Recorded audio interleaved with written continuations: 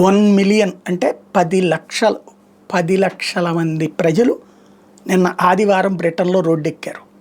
పెద్ద ఎత్తున ఉద్యమించారు. చొరబాటుదారులకి తిండి పెడుతున్నారు, ఉన్న వాళ్ళ తిండి కరువు అవుతుంది. చొరబాటుదారులకి కనీస వసతులు కాదు సకల వసతులు ఇస్తున్నారు, ఉన్న వాళ్ళ వసతులు కరువు అవుతున్నాయి.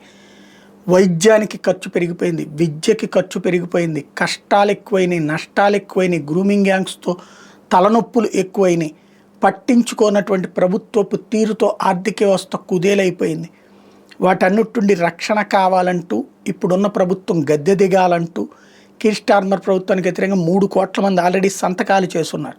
దాంతోపాటు ప్రతి ఆదివారం భారీ ఉద్యమాలు చేస్తున్నారు. ఈ ఆదివారం బ్రిటన్ జెండాలు పట్టుకున్న వాళ్ళ మీద కేసులు పెడుతుండేటప్పటికీ కడుపు రగిలినటువంటి బ్రిటన్ పౌరులు 10 లక్షల జెండాలు చేత పట్టుకుని నిరసనకు దిగారు. ఏం చేయాలో అర్థం కాక తలపట్టుకోవడం కీర్ స్టార్మర్ ప్రభుత్వం వంతవుతుంది.